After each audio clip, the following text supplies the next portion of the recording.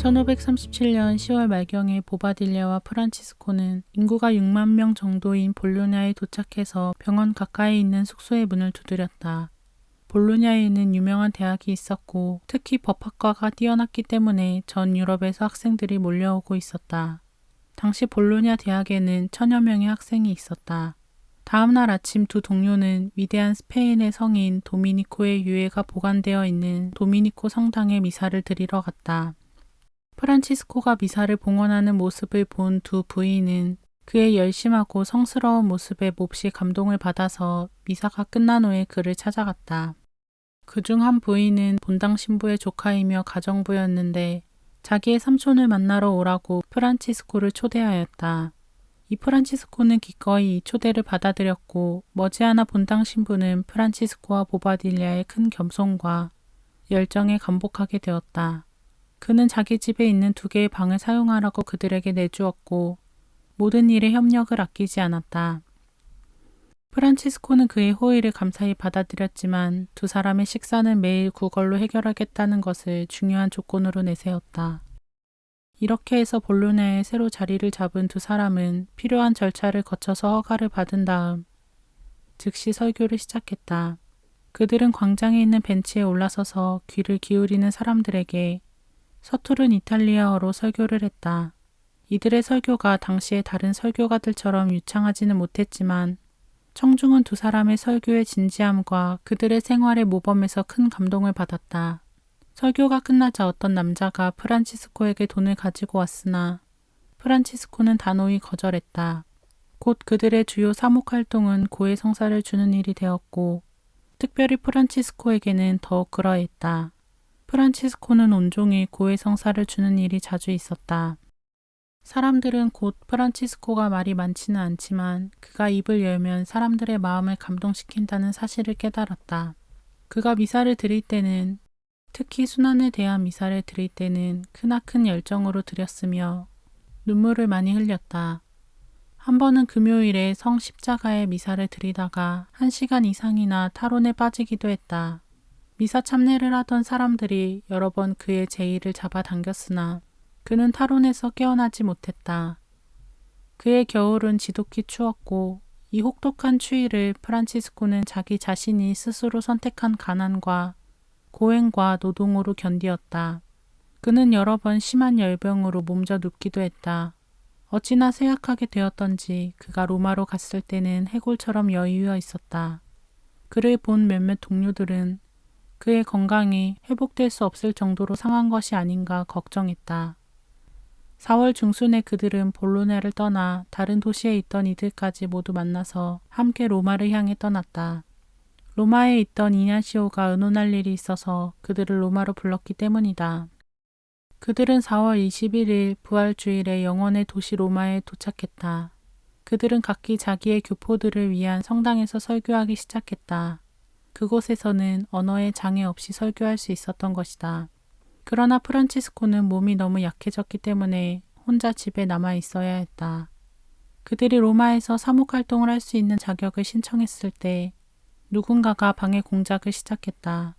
즉시 아기에 찬 나쁜 소문이 산불처럼 퍼졌다. 그들이 진정한 교리의 선포자인 체 하면서 이단을 가르친다는 것이다.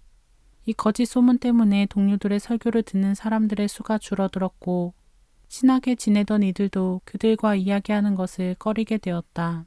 이단과 어울린다는 소리를 듣지 않기 위해서였다. 로마에 도착하자마자 시몬 로드리게즈가 병에 걸렸기에 프란치스코는 그를 돌보는 책임을 맡았다. 어느 날 밤 프란치스코는 바닥에 요를 깔고 자고 시몬은 간이 침대 위에서 자고 있었는데 이상한 일이 일어났다. 시몬은 프란치스코가 갑자기 벌떡 일어나서 마치 누군가의 공격을 막으려는 사람처럼 허공에 대고 팔을 내저으면서 자기는 좋은 뜻으로 그렇게 한 것이라고 계속 큰 소리로 반복해서 말하는 것을 보았다. 그러는 동안에 프란치스코의 입과 코에서는 피가 흘러내렸다. 나중에 시몬이 무슨 일이 있었는지 물었을 때 프란치스코는 대답을 피했다. 11월이 되자 성지순례를 간다는 것은 불가능한 일이라는 것이 명백해졌다. 그러나 동료들은 계속 성지순례 이야기를 했고 자기들의 꿈이 이루어질 수 없다는 사실을 받아들이지 못했다. 당시에는 동료들이 번갈아서 4사람씩 보름에 한 번 교황의 식사 시간에 교황님 앞에서 신학적 토론을 하게 되어 있었다. 그런데 한 번은 이 토론 중에 교황이 다음과 같은 제안을 했다. 당신들은 왜 그렇게까지 예루살렘에 가고 싶어 합니까? 만약 당신들이 진심으로 하느님의 교회를 위해 큰 수확을 거두고 싶다면 이탈리아야말로 진정한 예루살렘입니다. 이 말을 들은 4사람의 동료들은 집에 남아있던 동료들에게 교황의 말을 전했다. 그들은 파리에서 말한 서원의 다른 부분을 실천에 옮겨야 할 때가 되었음을 깨달았다. 그래서 교황을 아련하면서 이냐시오는 자신들이 서원한 내용을 말하고 그리스도께 봉사하는 일이면 어떤 사명이라도 수행하겠다며 자신들을 교황의 뜻에 맡겼다. 교황은 그들의 봉헌을 기꺼이 받아들이면서 그들이 영원히 교황을 위해 봉사하기를 원한다고 했다. 이제 이 동료들의 단체는 중대한 시기를 맞게 되었고 그들의 존재 자체에 대한 결정을 해야만 했다. 계속 하나의 단체로 생활할 것인지 아니면 각자가 따로 가야 할 것인지 만일 함께 한다면 어떤 형태를 취해야 할 것인지 결정해야 했다. 그의 성탄절 밤에 로마는 혹독하게 추워졌고 이 추위는 5월 말까지 계속되었다. 곡식의 추수는 형편없었고 로마로 들어오는 식량의 반입량도 부족했다. 게다가 맹렬한 기세로 비가 쏟아지더니 그것이 눈으로 변하고 혹심한 추위가 왔다. 들판에서는 가축들이 얼어 죽었고 음식값은 폭등했다.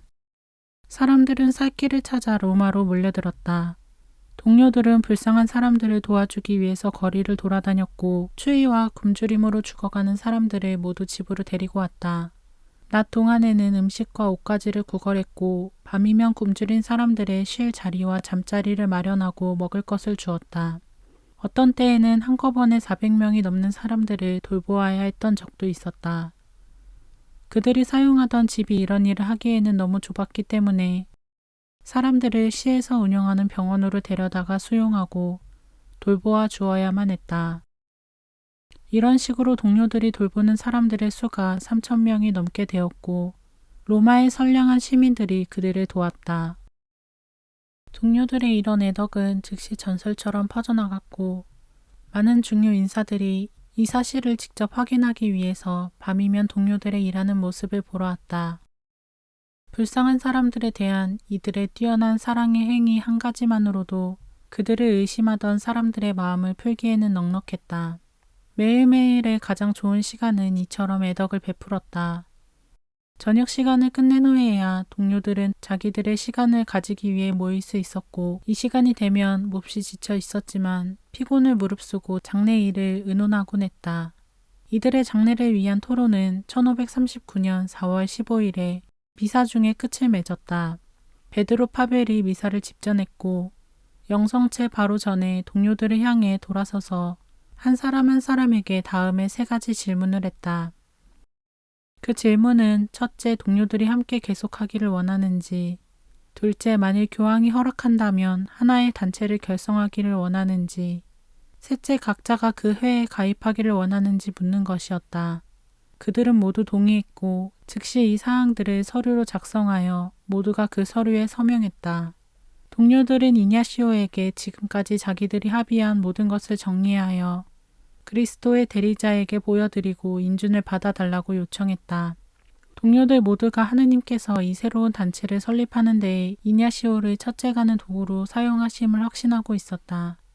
곧이어 지금까지 서신 왕래와 통신을 맡아온 라이네즈와 파벨은 북이탈리아에서 일하기로 하고 너무 몸이 약해져서 다른 일은 할 수 없던 프란치스코가 서신 왕래와 통신 일을 맡아보게 되었다. 이런 식으로 그는 몇 달 동안 이냐시오의 비서 노릇을 하게 되었다. 프란치스코의 병약함과 그에 따른 비서직이 어떠한 하느님의 섭리였는지는 곧 밝혀지게 되었다.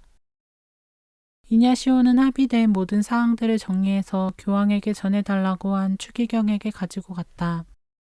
추기경은 그 서류를 해당 부서로 보냈고 9월 3일에 교황은 구두로 인가하면서 여기에 하느님의 손길이 있다고 말했다.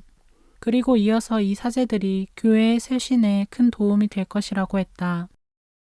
이제 필요한 것은 문서상의 인가만 남았고 그들은 문서상의 인가를 곧 받을 수 있으리라고 생각했다. 그러나 서류를 검토한 전문가들은 여러 가지 어려운 문제가 있음을 발견하고는 반대를 제기했다. 그들 중에 하나는 교회 내에 새로운 수도단체를 허가하지 말아야 한다고 주장했다. 이냐시오는 필요한 절차를 밟도록 추기경의 마음을 움직일 수 있는 것은 하느님의 은총뿐이라고 판단했다. 그래서 그 필요한 은총을 위해서 3,000대의 미사를 바치겠다고 약속했다. 문서상의 인가를 얻어낸 것은 다음 해의 9월이었다. 그때 프란치스코는 이미 로마를 떠나 있었기에 동료들과 함께 그 기쁨을 나눌 수 없었다. 어느 날 병상에서 앓고 있던 이냐시오가 자신의 비서로 일하던 프란치스코를 불러 말했다. 프란치스코 형제님, 당신도 아시다시피 우리 동료들 중에 2사람이 교황님의 명을 따라 인도로 가야 하고 보바딜리아 형제가 인도에 가기로 결정되었습니다. 그러나 지금 그는 병에 걸려 있고 대사님은 그가 건강을 회복할 때까지 기다릴 수가 없습니다. 그러니 인도로 가는 것은 당신의 사명이 되었습니다.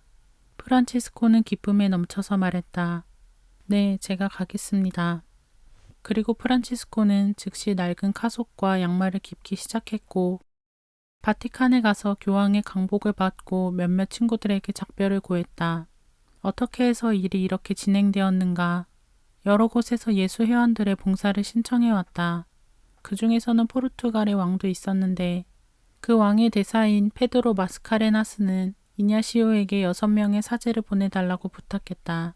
이냐시오는 대사에게 이 세상의 다른 곳으로도 사람을 보내야 합니다 라고 대답했고 포르투갈에서 이런 부탁이 왔다는 것을 알게 된 교황은 예수회원 2명을 교황 특사로 파견하기로 결정했다. 2사람을 선택하는 문제는 이냐시오와 예수회에 일임했다. 동료들은 시몬 로드리게즈와 보바딜리아를 선택했다. 시몬 로드리게즈는 동료들 중에 유일한 포르투갈 사람이었고 보바딜리아는 대사님이 친히 그의 설교를 들을 기회가 있었기에 좋아하게 된 사람이다. 그러나 보바딜리아가 로마로 돌아왔을 때 그의 건강은 형편없이 나빠 의사들은 그에게 여행을 금했다. 따라서 동료들 중에서 떠날 수 있는 사람은 비서직을 맡고 있던 프란치스코뿐이었던 것이다. 출발하던 날 프란치스코는 3가지를 서류로 남겨놓았다. 첫째, 동료들이 쓰게 될 예수의 회원과 규칙을 미리 찬성하고 승인한다는 것이다. 둘째, 총장으로 이냐시오를 선택한다는 것이며 이냐시오가 안 되면 베드로 파베를 선택한다는 것이다. 셋째, 순명과 청빈과 정결의 서약을 지키겠다는 약속이다. 출발할 시간이 되자 프란치스코는 자신의 영혼의 아버지를 힘껏 껴안았다. 이냐시오는 어머니와 같은 사랑으로 프란치스코의 옷 앞자락을 열어보고 얇은 셔츠 한 장만 입고 있는 것을 알았다. 깊이 감동한 이냐시오는 과연 그럴 줄 알았습니다 하고는 즉시 필요한 옷가지들을 꼭 가지고 가라고 명령했다. 프란치스코는 집안에 있는 다른 동료들과도 하나하나 작별의 포옹을 나누고서 성모일도서와 몇 가지 노트를 챙겨가지고는 포르투갈 대사의 집으로 갔다. 얼마 안 되어 사람들은 프란치스코와 대사와 그의 수행원들 10여 명을 포함한 일행들이 말을 타고 영원한 도시 로마의 성문을 벗어나서 시골길을 달리는 것을 볼 수 있었다. 그것은 1540년 3월 15일이었다. 프란치스코의 마음속에서도 감사의 노래가 흘러나왔다. 이제 프란치스코는 그리스도의 대리자이신 교황과 이냐시오의 명을 받고 머나먼 동쪽 나라들과 인도에 사는 사람들에게 복음의 기쁜 소식을 전하러 가는 것이다. 그가 얼마나 오랫동안 원하던 일이었는가, 얼마나 여러 번 인도로 가는 꿈을 꾸었던가, 이것 이외에 그가 바라던 것이 무엇이었던가, 얼마나 멋진 일인가, 얼마나 위대한 사업인가. 마침내 그는 또 하나의 다른 성지로 가고 있는 것이다. 그러나 프란치스코는 그의 마음속에 자리 잡은 귀한 사람들과의 작별을 마음 아파하고 있었다. 무엇보다도 영혼의 아버지 이냐시오의 곁을 떠나는 것이 괴로웠다. 지난 몇 달 동안 비서로서 이냐시오의 곁에서 일하면서 많은 것을 배웠기에 더욱 작별이 힘들었다. 이제 영혼의 아버지와 친애하는 동료들을 떠나서 혼자 낯선 사람들과 함께 긴 여로에 올랐는데 그때 시몬 로드리게즈는 건강이 좋지 않아서 대사의 짐들과 함께 배편으로 먼저 떠났다. 일행 중에는 인도에서 봉사하기를 자원한 교구사제 바오로드 카메리노도 있었다. 첫 번째 여관에 도착하자 프란치스코는 서둘러 말들을 돌보고 먹이를 주는 일을 자원해서 도맡아 했다. 프란치스코는 명랑한 가운데 늘 웃음을 잃지 않고 언제나 하느님에 관한 이야기를 하면서 스스로 모든 이들의 하인 노릇을 했다. 따라서 그는 곧 주위의 모든 사람들에게 호감을 샀다. 대사의 지도 신부는 프란치스코의 겸손함과 따뜻함에 감동한 나머지 프란치스코와 함께라면 세상 끝까지 인도까지라도 기꺼이 가겠다고 했다. 일행 중에는 일생을 한껏 즐기기 위해서 여러 곳을 여행 중인 한 젊은이가 있었다. 프란치스코는 인내심을 가지고 이 젊은이에게 접근해서 그의 친구가 되었고 또한 그의 생활을 바꿀 것에 대해서도 이야기를 나누었다. 그리고 때가 되면 고해를 하라는 충고도 했다. 젊은이는 길을 가다가 발견한 첫 번째 성당에서 고해소로 들어가 과거 생활을 완전히 청산하고 새 사람이 되었다. 드디어 죄의 짐을 벗어버린 젊은이는 평생 처음으로 진정한 그리스도인이 된다는 것이 무엇인지를 깨닫게 되었다. 일행은 부활절을 지내기 위해 볼로냐에서 나흘 동안 머물게 되었다. 그곳에는 대사 앞으로 배달된 편지 묶음이 기다리고 있었다. 그 속에는 이냐시오가 보낸 편지도 2통 있었는데 하나는 프란치스코에게 보낸 것으로 여러 가지 지시사항을 기록한 것이고 하나는 로요라의 영주에게로 가는 것이었다. 예상대로 옛 친구들이 찾아와서 프란치스코에게 고해 성사를 보고 여러 가지 즐거운 이야기도 나누었으며 마지막 날에는 프란치스코가 그들을 위해서 미사를 드렸다. 그들은 모두 프란치스코를 성인이라고 생각했기에 작별할 때는 그를 잃는다는 생각에 서러워했고 남자들은 눈물을 머금고 그를 포옹했으며 여자들은 그의 손에 입을 맞추었다. 많은 사람들이 볼로냐시의 성문 밖으로 몇 킬로미터까지 따라와 그를 배웅해 주었다. 프란치스코에게 다음으로 중요한 정류지는 팔마였다. 그곳에는 라이네즈와 베드로 파벨이 일하고 있었다. 그는 곧바로 병원으로 가서 숙소를 잡고 라이네즈를 만났으나 베드로는 없었고 대신에 도메니크를 만났다. 안타깝게도 그의 절친한 옛 기숙사 친구인 베드로는 그날 아침에 다른 곳으로 떠나고 없었다. 친구에게 작별 인사도 하지 못한 채 떠나야 하는 고통을 하느님께 희생으로 바쳤다. 팔마를 떠난 지 몇 시간 후 일행은 그 여행 중에 가장 위험한 장소를 지나가야만 했다. 그곳에는 얼음처럼 차가운 강물이 불어나 급류가 되어 무섭게 흐르고 있었다. 대사의 개인 수행원 한 사람이 다른 이들의 권고를 무시하고 말을 급류 속으로 몰았다. 말이 강물 속에서 발을 헛디뎠기 때문에 말도 사람도 함께 급류 속에 1km가량 떠내려갔다. 다른 사람들은 속수무책으로 바라보기만 하면서 하느님께 다급한 기도를 간절하게 드릴 뿐이었다. 마침내 말도 사람도 무사히 강 건너편으로 건너왔고 그 수행원은 창백한 얼굴로 벌벌 떨면서 지옥에서 금방 도망쳐 나온 것 같다고 말했다. 그리고 그는 위험 중에 그의 마음을 떠나지 않고 괴롭힌 2가지 후회가 있었다고 했다. 첫째는 죽음을 잘 준비하지 못한 것과 둘째는 로마에서 수도회에 입회하지 않은 것이라고 말했다.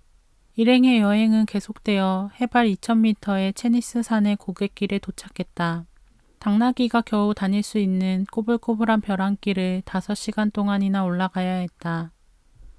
악마의 통로라는 이름이 붙은 이곳은 그 중에서도 가장 험난한 길이었다. 그들은 암벽을 파서 만든 좁은 길을 걸어서 지나가야만 했다. 오른쪽에는 급류가 내려다 보이는 절벽이 있었고 왼쪽에는 눈으로 덮여있는 가파른 언덕이 있었다. 체니스 산의 협곡을 지날 때 대사의 비서는 거의 죽을 뻔했다. 산을 넘기 전에 여관 주인과 심하게 다툰 그 비서는 화가 머리끝까지 치밀어 계속 여관 주인을 저주하면서 떠들었다. 그래서 식탁에서 마주 앉았던 프란치스코는 만류했다. 선생님, 이러시면 어떻게 합니까? 당신은 사람들에게 좋은 표양을 주셔야 할 뿐인데 이렇게 욕설을 하시면 어쩝니까? 이 말에 그 비서가 더욱 심하게 화를 내자 프란치스코는 입을 다물고 말았다. 다시 여행을 시작했을 때 그 비서는 다른 사람들과는 떨어져서 혼자 앞질러 가기 시작했다. 이것을 알아차린 프란치스코는 더 빠른 말을 청해서 그 비서를 따라잡았다. 그 자리에서 비서가 프란치스코에게 자기의 잘못을 용서해달라고 사과를 하자 프란치스코는 기도하면서 정신을 가다듬느라고 잠깐 서 있었고 비서는 앞서서 가기 시작했다. 그런데 잠깐 사이에 말도 사람도 보이지 않게 되었다. 프란치스코는 놀라서 그를 찾기 시작했다. 잠시 후에 벼랑 아래 쓰러져 있는 말과 마구에 매달려 있는 비서를 발견했다. 말이 발을 헛디뎌 떨어지면서 눈에 덮인 경사진 곳에 걸려 있었다. 프란치스코는 생명의 위협을 무릅쓰고 내려가서 말에서 사람을 풀어주고는 말도 사람도 일어설 수 있도록 도와주었다. 그들이 강물이 노호하는 벼랑 밑으로 떨어져서 죽지 않은 것은 참으로 큰 기적이었다. 일행은 프랑스의 들판을 가로질러 여행을 계속했다. 스페인의 국경지대에서 그들은 프란치스코의 두 형들이 조국 나바라를 위해 싸웠던 성체가 있는 후엔테라비아를 지나가게 되었다. 멀지 않은 곳에는 가족 소유의 영지도 있었다. 프란치스코는 두 형 미카엘과 요한을 그리워하면서 그들을 위해 기도했다. 대사와 일행이 여행을 서두르고 있었기 때문에 두 형을 보러 간다는 것은 불가능했다. 일행은 아즈페이티아와 로욜라를 향해서 전진했는데 그곳의 영주 돈 벨트라는 그들을 극진히 영접했다. 로욜라의 영주 돈 벨트라는 이냐시오의 조카였다. 프란치스코는 그 영주에게 그의 삼촌 이냐시오가 보내는 편지를 전해주었다. 그 편지에는 이냐시오가 보내는 문안과 편지를 가지고 가는 일행이 어떤 사람들인지에 대한 설명이 쓰여 있었다. 그들이 스페인의 북부 중심지를 통과해 리스본에 도착한 것은 6월 말이었다. 한 달 후에 프란치스코는 로마로 편지를 썼다. 로마에서부터 포르투갈까지의 여행에서 우리 주님이신 그리스도께서 우리에게 계속해서 내려주신 은혜는 실로 말로 표현할 수 없을 정도입니다. 리스본에 도착할 때까지 우리 일행은 석 달 동안을 길에서 지내야만 했지만 대사님을 비롯해서 일행 모두가 처음부터 끝까지 건강을 훌륭하게 유지할 수 있었습니다. 그리고 프란치스코는 계속해서 일행 전체가 얼마나 신심이 깊었는지에 대해서도 이야기했다. 모두가 고해성사와 성체성사를 자주 받았으며 여간에 마땅한 자리가 없을 때 프란치스코는 들판에서 고해성사를 주어야만 했다. 시몬 로드리게즈에게는 프란치스코를 만나는 기쁨이 얼마나 컸던지 그가 앓던 열병이 뚝 떨어져 버렸다. 그가 프란치스코를 만나면서 너무나 기쁜 나머지 열이 떨어졌다고 느꼈는데 그 이후로 다시는 열이 오르지 않았던 것이다. 시몬도 바오로 드 카메리노도 모두 왕이 마련해준 집에서 묵고 있었는데 프란치스코도 그 집에서 묵게 되었다.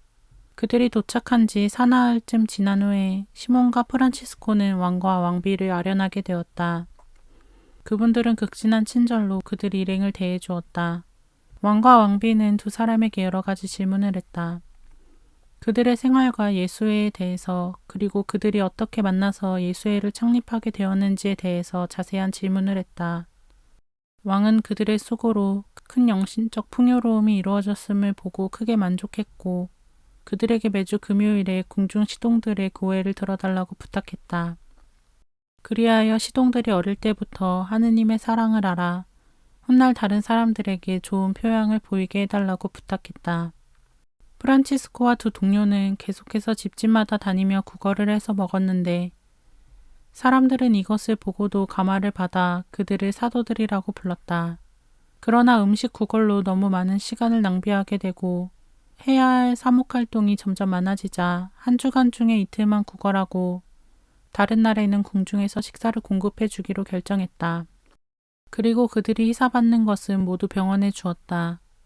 이 사제들이 고해성사, 영신수련, 그리고 사람들과의 담화 등의 사목활동을 통해서 풍성한 영신적 열매를 거두는 것을 본 사람들은 왕에게 그들을 포르투갈에 계속 머물게 하라고 간청하게 되었다. 그들을 파견한 교황에게 불순명하게 되는 것을 두려워한 이냐시오는 교황을 만나 자기의 의견을 말하자 교황은 포르투갈 왕에게 결정권을 맡겼다. 프란치스코는 인도로 가고 시몬은 포르투갈에 남는 것이 좋겠다는 이냐시오의 의견을 포르투갈 왕은 받아들였다. 프란치스코의 여행 준비를 맡은 궁정의 관리는 어찌할 바를 몰랐다. 프란치스코에게 필요한 물건들의 목록을 달라고 부탁하면 그 대답은 언제나 기도뿐이라는 것이었기 때문이다. 여행 도중에 빨래도 하고 음식도 할 하인을 데리고 가라고 했을 때 프란치스코는 교회의 사목자들이 겸손하지 않고 자기 희생을 하지 않기 때문에 교회가 큰 병을 앓고 있다고 대답했다. 그 불쌍한 관리는 다른 사람들을 위해서는 그들의 요구를 정확하게 채워주기 위해서 고생을 했고 프란치스코를 위해서는 꼭 필요한 물건을 받아들이게 하느라고 고생을 많이 했다.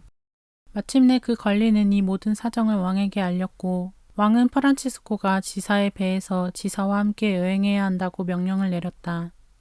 지사의 배에 있으면 지사가 프란치스코에게 필요한 모든 것을 돌보아 줄 수 있기 때문이었다. 프란치스코가 마지막으로 왕을 만나러 갔을 때 왕은 그에게 로마에서 온 4통의 편지를 건네주었다. 2통의 편지는 프란치스코와 시몬을 교황대사로 임명하는 임명장이었고 다른 2통의 편지는 두 사람을 극동 지방의 왕들에게 천거하는 추천장이었다.